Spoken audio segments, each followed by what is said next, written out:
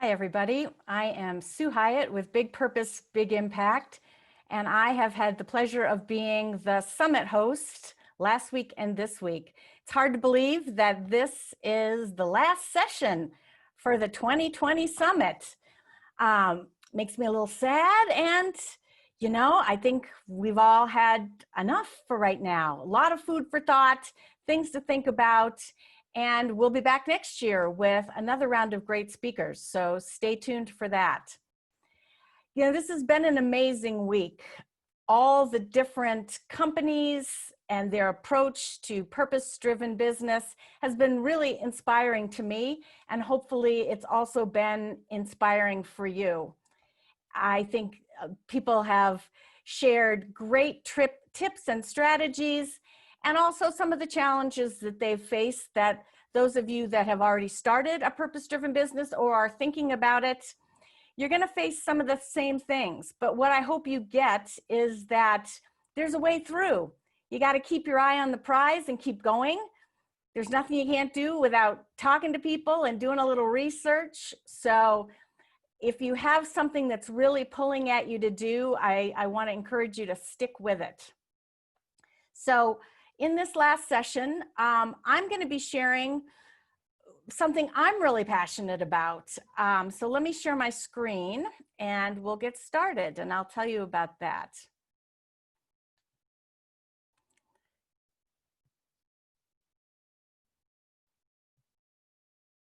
Okay.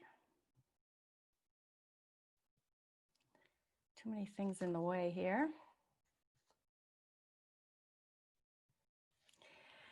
So I have been helping organizations of all sizes, businesses, nonprofits, and government agencies measure their impact for my entire career.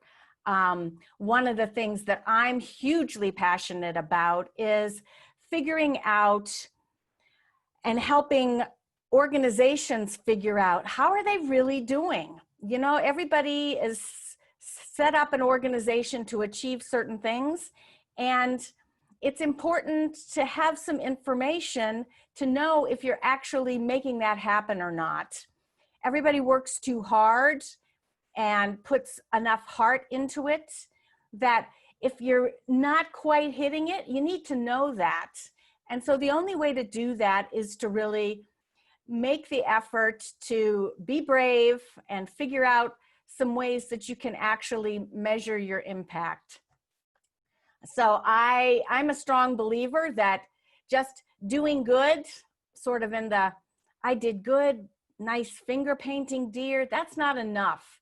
You really need to know that what you're doing is making a difference and not just talk about it. We hear a lot about greenwashing. I call it good washing in the purpose-driven business and nonprofit arenas. It's like, okay, assuming you're doing good isn't enough. You actually need to check out your assumptions and make sure it's really happening. So in the time I have, I want to share with you some of the things that I have learned over my entire career that I want to share with you as food for thought. So I want to talk a little bit about the measurement challenge for purpose-driven businesses and social enterprises specifically. I want to talk about what's a theory of change. I call it the purpose pathway. Sometimes people hear theory of change and their eyeballs roll back in their head, but it really is a core piece of that every single nonprofit purpose-driven business has to really think about as they're rolling out their services. Want to just touch on why measurement matters in addition to what I've already said, and then talk about what's possible. There's lots of options, and I think people get overwhelmed. There's so many options, but there's outputs and outcomes, and I want to make sure that everybody's really clear on the distinction between those, so you can figure out for your own organization what's your next step, because you can't do it all at once. So all of you that have started a purpose-driven business as Ben Higgins said, one of the ways for folks that are looking to start one, and the reason that people that have already gotten involved, it's like there's something going on in our world that keeps you up at night. It's a problem that just you can't let go of. And maybe your brain starts popping about all kinds of ideas about how you can actually take that on and do something to make a difference. Whether your issue is childhood hunger, or as in the case that we heard from Carrie Gill and Savannah Sandals, burning of tires. And you heard from both 4Ocean and Taka Taka Plastics. They're about cleaning up plastic and other waste that is, in 4Ocean's case that you heard this morning, washing up on beaches. It's in the coastal waters. Or you heard from Shell Creek Cellars, Melanie Avgene. How do you get plastic straws out of the environment so they're not killing turtles and filling up landfills and all of that? There's so many things going on in our world right now. There's something that is bothering you. And if you think about it enough, there probably is something that you are going to be able to do about that. So another piece of what, people have this burning need to make a difference and do good. So to start a purpose-driven business, it means you've said yes to being a self-sustaining business, which means you have to say yes to profit. So being a purpose-driven business doesn't mean that you don't care about making money. And as Tom Dawkins said, as more and more businesses figure out ways to take on some of the big issues we're facing through business, they're going to do good and they're going to make a lot of money. And there's nothing wrong with that. That is a lovely thing. And I would wish that for all of you.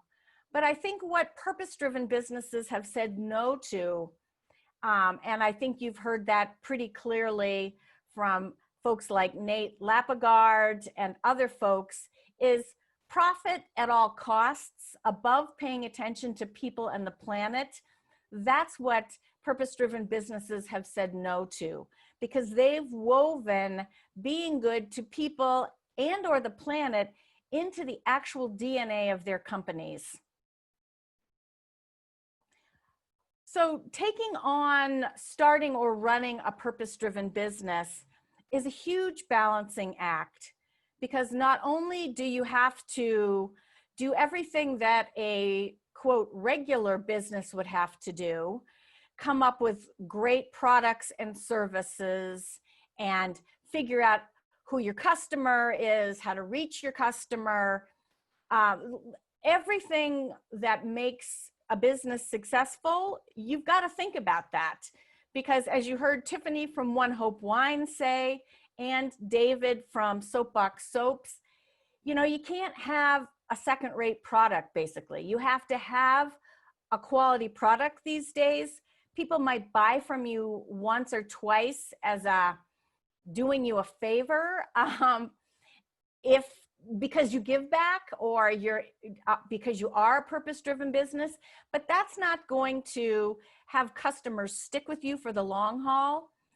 Yes, you have to have like a strong purpose that resonates with your customers' values, but you absolutely have to have a top quality product. And I think that point was made really clearly by a lot of folks. So you've got to do this balancing act of being a good business and having great products, and you have to figure out what's going to be your unique model of doing good in the world. And you've got to keep your eyes on both of these things. I know back along when I interviewed the founder of Honest Tea, he said in the early days of starting that company, they were so excited by the mission that they wanted to focus on that all the time. So some of the growth that the company later experienced took them a while, and they finally figured out they were putting too much of their emphasis there. So when they put more emphasis and balanced it out, then they got really successful with both pieces of what they were up to. So I want to acknowledge that purpose-driven businesses, you're all in a way overachievers, because, you know, just doing one thing wasn't enough. You're really trying to do two things and do them well. And as we heard Teresa Densmore from Alloy Consulting say, we have to have in the purpose-driven world this yes and mentality. She was talking about it specifically in terms of getting feedback during pitches or talking to potential mentors and people in the community about what you're up to stay open. In this context, what I'm underscoring is that as a purpose-driven business, you have to keep your eye on all the business metrics that will tell you how your company is growing and how you're doing. At the same time, you've got to keep your eye on the good part that you're promoting and that your business is designed to help achieve. And you actually have to have some data on that as well. So it's yes and. You can't just focus on the doing good part, and you can't just focus on the business stats part. You really do have to do both. There's endless business metrics that you have to keep your eye on. There's some that no matter what kind of business you are, you have to do. And for others, depending on if you're a service business or a product-based business, you're B2B or B2C, you're going to have some business metrics unique to your industry and type of business. And you have to keep your eye on these things to make sure you know how things are working. And as I was saying, at the same time, you also have to figure out what are the key metrics of the good that your business is designed to take on, that you're going to pay attention to and measure. So there's lots of reasons to measure, and I think there's nobody listening that wouldn't say that having more data about how things are working helps you make better decisions about what you want to do or what things you want to support. And if by looking at data you find out, you know, this isn't really working quite the way we want it to, then if you know that, you have the opportunity to tweak some things and really make sure that all the hard effort that you and your teams are putting in are having the kind of, delivering the kind of outcomes that you're looking for. And the reality still is for purpose-driven businesses that there's a lot of stakeholders that are going to be absolutely 100% loving what you're up to.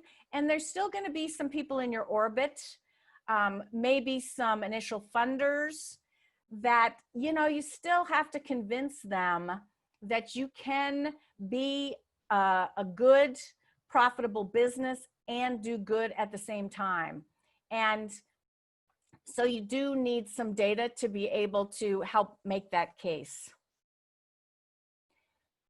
So as I work with clients, there's lots of reasons that everybody has about why they don't make a concerted effort to try to get at the metrics for the good part. A lot of it is, you know, we're wicked busy. We don't have time. We'll do it later. We got to do ABC first. And then, you know, later, once we hit some magical place, they don't say that, but I'm saying magical place, then we can turn our attention to that. Other people say, well, you know, it really isn't measurable.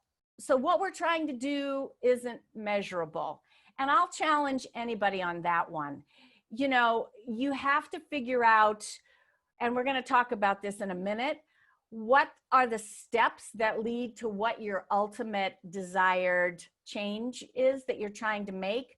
But there's lots of things along the way that you can measure starting right now. And one of the things that I find fascinating is nonprofits are pushed every single day to measure the impact of their work in the community and with beneficiaries or with the environment, especially if it's a nonprofit that has an AmeriCorps program. There's a pretty high bar for what you have to measure, how you have to do it, and how you have to report it out. And sometimes when I have worked with AmeriCorps programs in the past, they're like, you know, but what we're doing isn't fully measurable. And it's like, well, no, let's talk it through. There's something that you can get at. Measuring anything in the social world is not like being in a chemistry lab. It's like every time you add 2 hydrogens and 1 oxygen, you don't always get water out in the social world. There's lots of other factors going on, and you have to take those into account. But that doesn't mean you don't try to measure it, and that there's some way that you can get some sense of whether things are working or not. So pretty much everything is measurable, at least partially. So I'll get off my soapbox on that one, but that it's not measurable thing drives me nuts. It won't be accurate. Again, there's ways to start small and collect things so that you get as good a data as you possibly can. Another one is, especially from businesses, we partner with nonprofits. We don't have the data. They have the data, and maybe they don't collect it. Or what it actually may be is that the business actually didn't ask the nonprofit to share, okay, we're supporting this program. What kind of impact are you having with the people in this program? So sometimes it's just about having a conversation that allows you to get access to what you need. So in my book, all of these are excuses.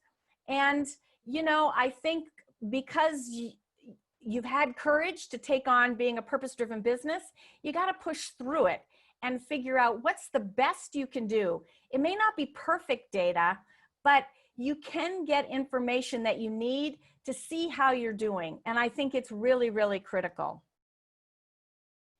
Because as I said, you know, you want to know you're moving the needle. You picked to do a purpose-driven business because there's an issue that you want to see improved. And you can't just do it on a wing and a prayer. You have to actually check in with yourself and with how you're doing it to make sure that it really is happening. So we've also heard a lot from folks about you need to have a good story to be able to share. And I'm a full believer that sometimes a nice, concise story can really help whoever's listening to you get the sense of what it is you're trying to do. And the reality is you pick your best story. Of course, everybody knows that. And it's a way to show here's the potential of what we're up to by sharing a story of a person whose life was completely changed or some other kind of story. So you absolutely have to have stories that help grab somebody's emotion and help them really feel what you're about.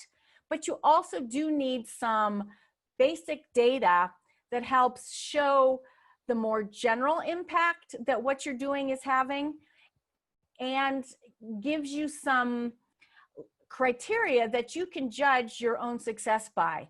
You know, if you only look at the folks that it's really working with, that's one snapshot. But you have to take a broader look at the good you're doing so you can see, okay, maybe it works with one or two people, and that's wonderful. I don't want to downplay that. But if you tweaked a few things, you might be able to have way more impact with even more people. And of course, that's what you're really in this to do. So you've got to have stories and look at data. I completely believe that. So I think one of the reasons people get hung up on what information to collect, which is all data really is, it's information that helps you answer questions. It's folks are not really clear on their theory of change. Sometimes there's a lot of moving parts to what the business is up to. So for example, like with Taka Taka Plastics, they are recycling plastic and making construction materials. That's where they started. But they also have an arm that's taking street kids and survivors and giving them work skills, and they run most of the operation. And now they've pivoted and they're doing face shields. So there's a lot of things they're doing, and it would be really hard to figure out, okay, you can't collect maybe the same level of information on all of that. So, and especially when you're looking at the change with the street kids, it's a process. So you have to think through, you know, maybe ultimately what they want is that the former street kids are no longer street kids. They have employment and they're contributing members of Ugandan society. Well, you don't get there overnight. So sometimes maybe what you have to measure is something that changes more immediately. So, you know, you've got to think about what can you measure right now that shows you're starting down the path to what your long-term vision is. So this purpose pathway, you've got to have spent some time thinking about how you go from where it starts to where you want to get to. Because as in this picture with butterflies, you know, there's a lot of stages that things go through. And when you first start out, you can't be measuring your ultimate goal right off the bat. You have to think backwards and think, okay, what's going to change first? And if that changes, then what happens? Well, and if that works, then what happens after that? You almost have to map out kind of the whole sequence of change and how you're going to be impacting each area of that through your purpose-driven business. And as we heard from lots of people, the journey is not a straight line. You heard from Margaret with Bach Baby. They started out doing one sort of thing, and they figured out, you know, their end goal was still the same, but what they were doing along the way to get there, it had to change. And you heard that from several other people during summit sessions, that how you get someplace may have to change as you jump in and figure it out. You know, sometimes things get tweaked, and that's okay, which doesn't mean you wait till later to start figuring out how you really measure what impact you're making. So I want to talk a little more about this whole purpose pathway piece. So, and it kind of ties in with what I was just saying about it's not always a straight line from what the issue is to where you want to get to. You have to think about, and as you're starting your company, you're thinking about what's the problem I really want to take on. But then a lot of people go straight to the solution first. And it's not that that's wrong, but I would encourage people, if you haven't started anything yet, to think about, okay, well, if this is the problem, what can I really do about it? So if I do solution A or solution B, what's realistic that my company, starting small and then growing, what am I really going to be able to change, and how do I track that? And I think sometimes in this, folks forget they need to sequence out. You don't get to the long-term thing immediately. There's what changes first, and then because of that, then there's medium-term changes, and then there's the longer-term changes. And so over time, your company may end up adding additional things on that you're looking at that you couldn't possibly have measured initially. So it's kind of an evolving thing. It's not like lock and load it and everything stays kind of static for the full life cycle of your company and your products. You know, it's a constantly evolving process. And as you start to measure what's happening in the short term, you learn some things, you change some things, and then maybe you have to measure in a different way. Maybe you find out that what you were measuring didn't actually give you what you wanted to know. So you have to tweak that. So it's all about continuous improvement and doing the best job you can to try to get your hands around how you're really creating the good that your company was designed to do. So I want to point out in the metrics world, there's sort of two buckets, and this one has a typo on it. The first is outputs. This shouldn't say outcomes, it should say outputs. And this is where you count stuff. It's really about, you know, sometimes it's called bean counting, but it's the amount of things your company's doing.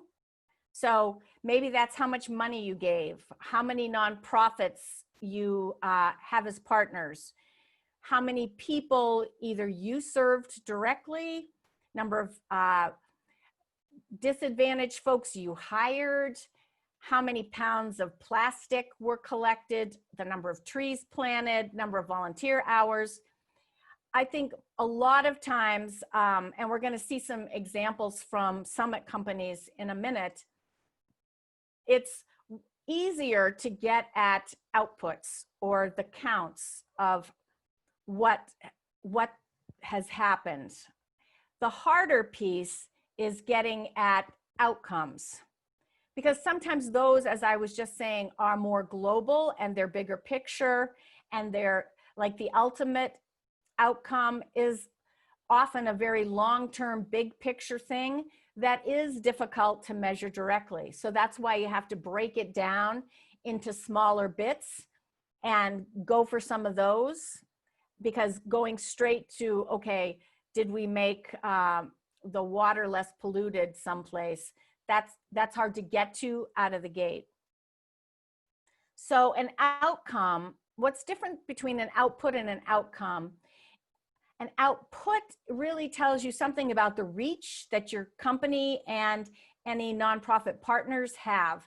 How many people got served, how many organizations. Outcomes are about change. So you did all this stuff, but what difference did it make? Like, would it have happened anyway, even if you didn't do whatever you do to do good? So the change sometimes is in individuals. That's what you're really going for. So in the example of childhood hunger, maybe what a company is doing is coming up with a new food product or a way to get food to children to try to improve their health status and nutritional status. So that could be an example of a change in an individual that a company's going for. You heard Ben Higgins say that what they do is they help with operating expenses of nonprofits. So they're really trying to help strengthen the nonprofits to do whatever their frontline work is. Generous Coffee is not out doing the frontline stuff to improve people's lives, but they're strengthening the organizations that are doing that. So measuring outcomes, changes in organizations, that can be more difficult than measuring changes in individuals. Because in organizations, what that usually means is that you're helping some other entity serve more people, offer new programs, or be able to do what they do more efficiently and effectively. Sometimes it's a longer term thing where if you help a lot of individuals, then the community as a whole is strengthened. And sometimes, like with environmental things, like what you do today may not actually achieve what you want it to for a very long time. So say you're planting trees to help improve a watershed. That may not be something you can get at immediately, that the watershed has improved and the water's better and all of that. So outcomes are harder to get at for a lot of not just businesses, but also nonprofits, and it's still doable. So hopefully everybody's kind of clear between those two buckets. One is you're counting stuff. The other is, well, then what difference did that make? What changed? How did that do good? So one of the things that I get asked from clients a lot is, well, how much to measure? Like there's so many options, and that's true. So that's why having a theory of change, your purpose pathway, very clear. You can pick what are the key points that you think you're gonna be leveraging some good in and focus on those. So I'm gonna give you a little example to help you see what I'm getting at. So if I toss you a beach ball, one beach ball, you're likely to be able to catch it. So if you focus on collecting one piece of information and do it well, you probably are going to be able to pull that off. If I tossed you two beach balls, you got a running chance of catching both of those. Maybe not, you might drop one, you might drop both, but the chances are good that you probably could get two things and do it well. Where it gets trickier is if you try to take on too much and you try to measure a lot of nice to measure things, not the critical core things that show you're starting to turn the Titanic. You know, if I toss a handful of marbles at you, you're probably going to drop most of them. You might not even catch one. So if you try to measure too much in the social or environmental good category, you know, you're setting yourself up for failure. It might work, but it's highly likely that you're just going to get discouraged, and what you actually collect data on is not going to be of the quality that you really want. So my guidance always is pick, especially if you haven't been collecting much data yet on the social good side, pick something manageable that's nearer term and do a really good job with that and see what it teaches you. And then maybe you add on another couple of things to look at. But if you start too big, you're going to burn yourself out and get really frustrated. So I think part of how to choose what to focus on is thinking about your purpose pathway. But then sometimes even within that, there's a lot of options about what you can focus on that you'd like to know the answer to. But if you come at it from, okay, I'm going to sequence this in, the question to ask yourself is, what's most important to me now? And where can we start? And we can grow into looking at some of those other things in the future. We don't need to do that right this second. So you've got to kind of prioritize. You've got, as you know, a bazillion balls in the air. more than my 2 beach balls, because you've got all the business metrics you need to keep your eye on, and you do need to keep your eye on whatever the good metrics are that are going to help you know how you're doing. So, like, pick 1 or 2 things and do a good job with those, and then see what's next. That's my strong guidance. But waiting, I don't think that's a good option. Like, get in there, get in the trenches now. If you're starting down the purpose-driven business road, start getting some data to know how you're doing. I've been doing a business development program, and one of the things that we hear all the time is done is better than perfect. And, you know, you got to jump into the deep end of the pool sometime, and hopefully, you know, you can swim. And it's about continuous improvement. Nothing is perfect out of the gate. As you know, with starting your business, whether it's the product or the service, there's going to be iterations. Same with actually collecting your business metrics and your good metrics. It's all a process, and that's okay. So I want to switch gears a little now and show you some examples of how the companies that have been part of the summit, I've picked a few of them to underscore some of the points I'm trying to make. So what I did was go to their websites, and I cut some things off various pages to share with you to make my specific points. So this is from the Lady Justice Brewing website.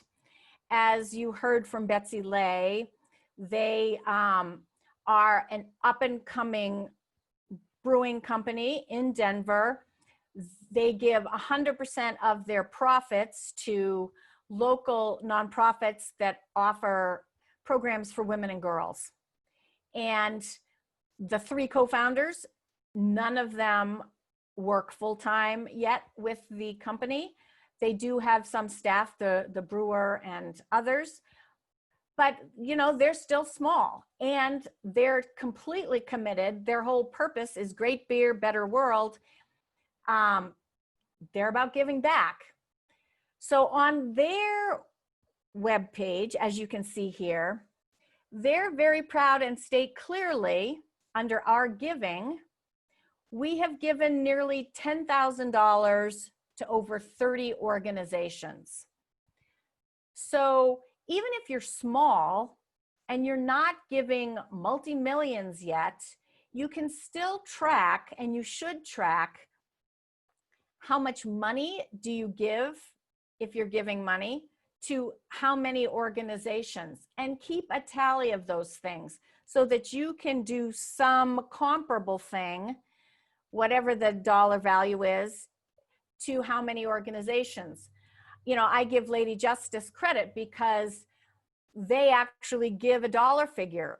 You know, if it's like under 100,000, sometimes people don't share that they're doing that. They may say we support 30 organizations, but they don't actually give you a dollar figure.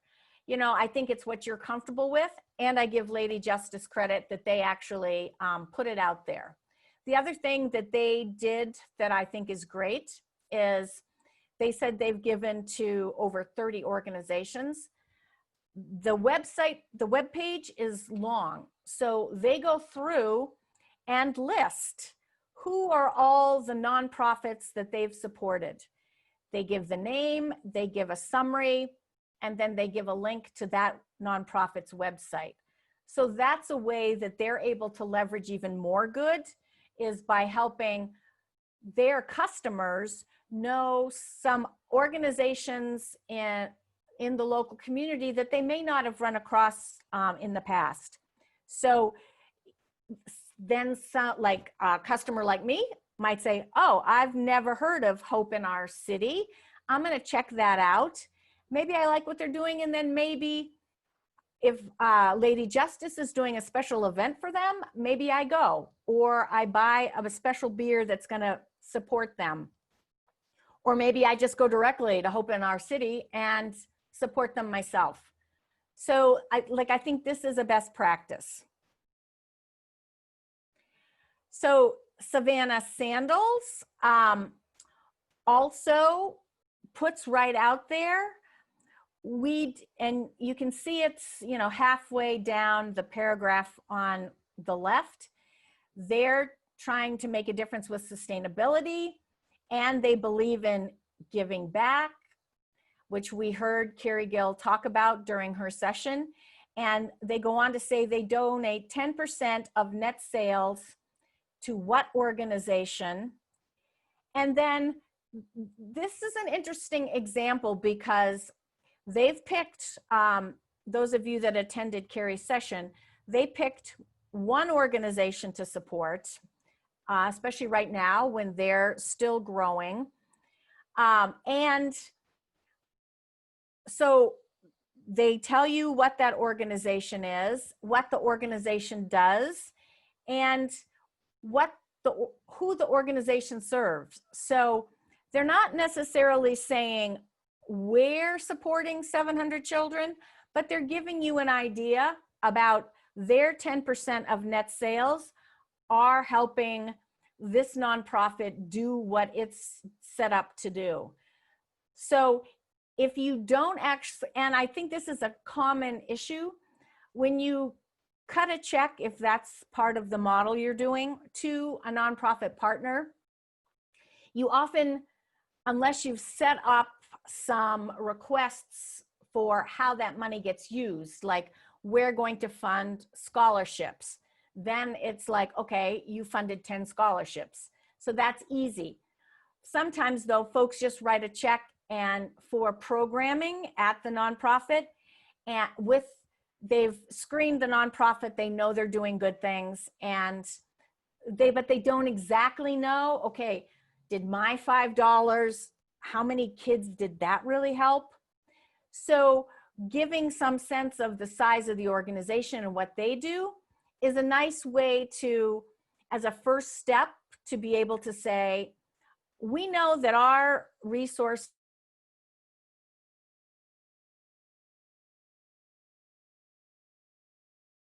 exactly how many, something to say that gives a customer or somebody else looking at the website a sense of what good you're doing. So on the Done Good website, they don't have a product that they produced themselves, but they showcase brands that have met their screens. And so what they say on their website is they've supported over 200 brands that they've screened that are doing good for people on the planet. And as Cullen was saying, those 200 brands in partnership with Done Good have diverted over $1 million that people would have spent to buy products from somebody, but have now been diverted to buy from brands that actually have baked good into their DNA. So they're really proud and are able to say, okay, look at all this, because of the money that's been diverted, goes back to the brands. The brands are supporting a lot of social and environmental causes, and it's just rippling out. So there's a way to tell the story, even if you don't know exactly what did the $1 million diverted do. You can still lay something out like this that shows, wow, this is starting to move the needle. And it's still in the sort of output category, but it starts giving you an idea that, wow, there's some impact behind this, even if you don't have specifics about what that is yet. For Ocean, that we heard from this morning, they keep track of their crews, measure all the trash that they recover.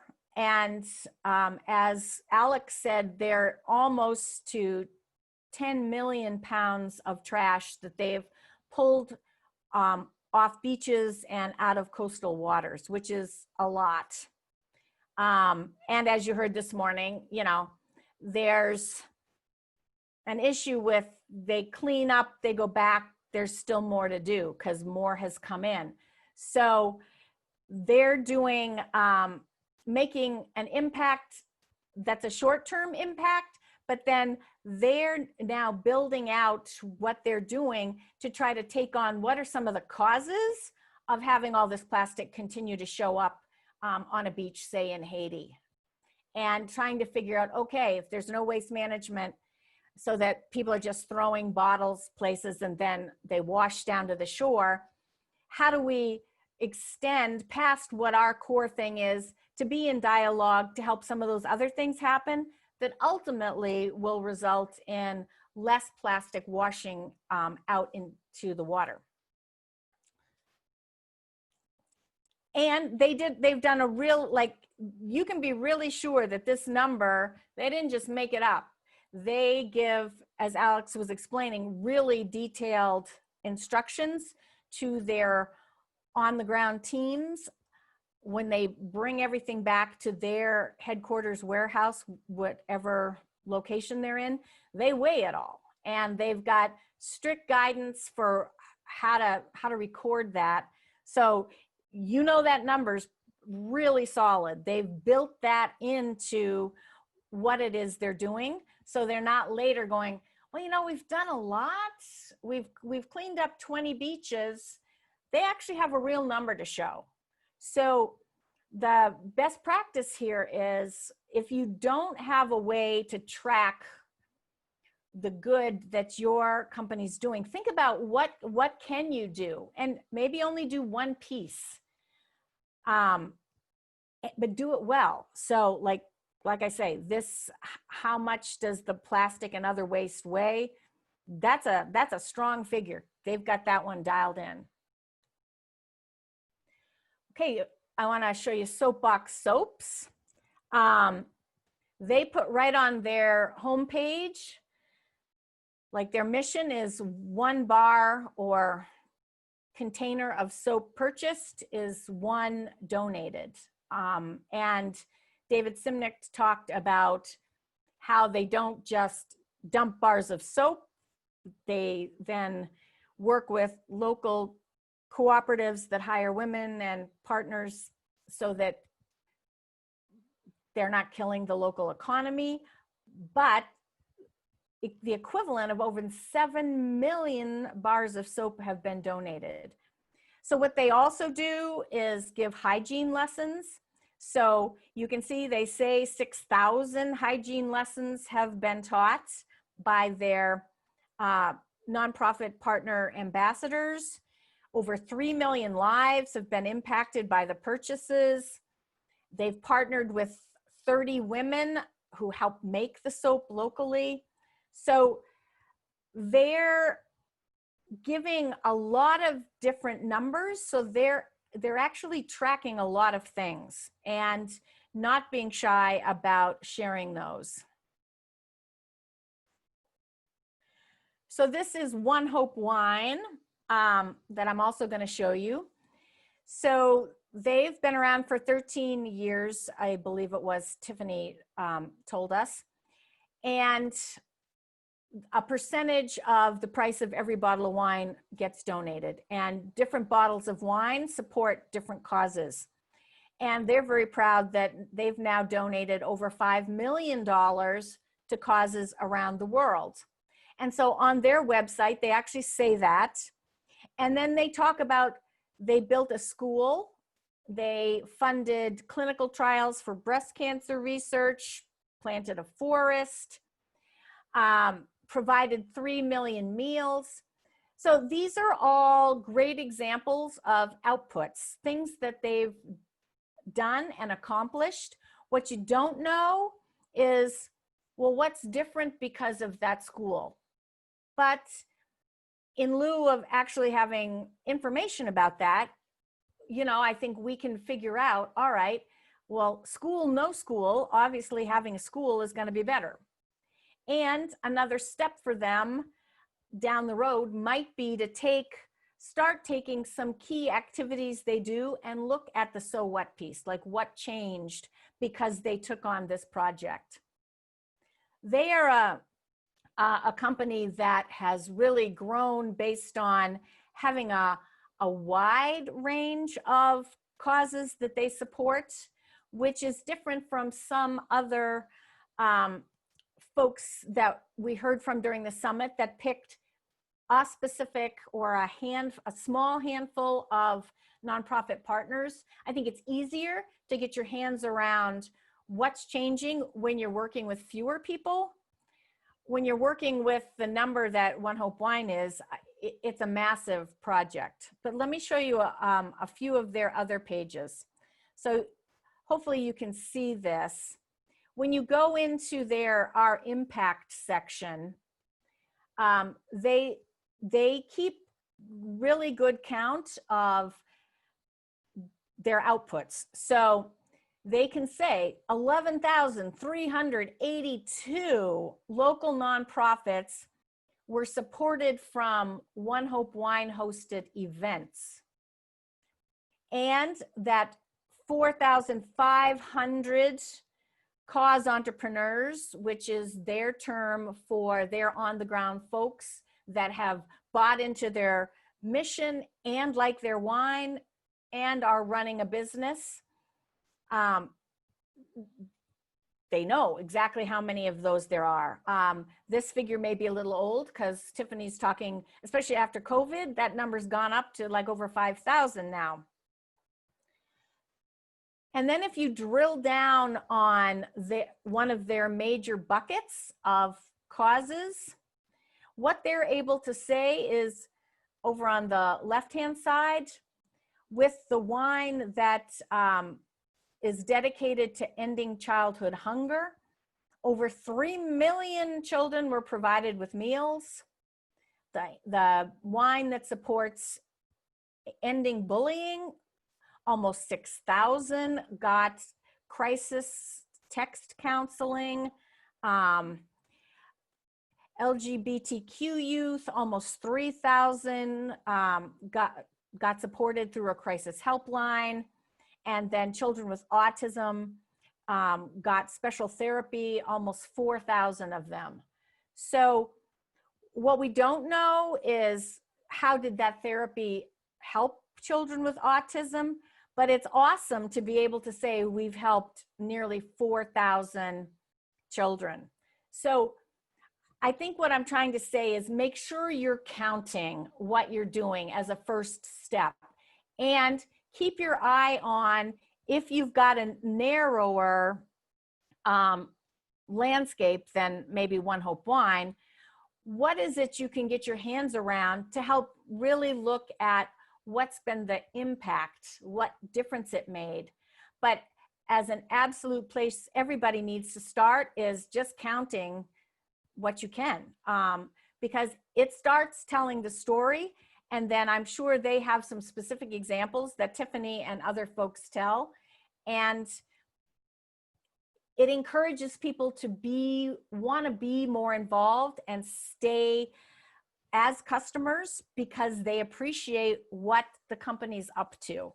And they start having an idea of, like Tom Dawkins was saying, you know, the buy one, give one model that Tom Shoes pretty much made famous, you know, there were some downsides with that in retrospect, but it helps consumers and customers understand how they're supporting the company in doing good. And so I should just say one bar about that. Also, one of the reasons to try to keep your eye on how you're doing good, not just that you gave out this many thises or that's, is so that if you start seeing that there are some unintended consequences, you can actually kind of start turning the Titanic and making sure that that doesn't happen. But if you don't collect any data about what's happening, you don't know. So you have to think about, all right, not just what is the impact on the individual, say, kid that gets a pair of shoes, but how does that affect the entire village and community where that child lives. And have in your mind some ideas of, well, how would you know if you're making a positive impact, or if there's something going on that you hadn't anticipated that you need to know about? So carefully thinking through like all the layers of what the data are. Sometimes that seems overwhelming. For me, it's fun. That's what I do with my clients all the time. But, you know, don't let that scare you off, I guess. Start with what you can manage right away, and then you can expand your view and look at some of those other things. And this was just another example in the health area. Again, they've been carefully counting, and in their case, the bottle of wine, you know which thing it's supporting. So they know, okay, how many bottles of this wine did they sell? That's roughly how much good they've been able to do for whatever the cause is. So I think a lot of purpose-driven businesses do a pretty good job of making sure that their mission and vision is really evident on the website. And if you don't have anything up there about your outputs and your outcomes, like what's your reach and how's it making a difference, I strongly encourage you to think about how to add that. Hopefully, I've given you some food for thought about how you can think about starting to measure things for your own company. If you're not already doing that, I think it's very critical that you not only look at business metrics, you also look at your good metrics, because that's why you're doing this thing in the first place. And that's why you're willing to climb the mountains you have to climb to get to where you want to get to. And let's see. I think I screwed that up. There we go. So think about it and start doing whatever you can do, because you need to be showing people we're not just talking about doing good, we are actually doing good. And if you need some help with that, please reach out to me. I'm going to be having some courses launching this fall on how do you really get clear on your purpose pathway, and how do you actually design data systems that really help you get at what's uniquely what your company is focused on. So thanks for attending this session, and thank you for attending the summit. I've really enjoyed hearing from each and every speaker, and I hope you have enjoyed it as well. I've learned a lot. I hope you have, and we'll look forward to seeing you in 2021 for the next Purpose-Driven Business Summit. Thanks, and see you next year. Bye-bye.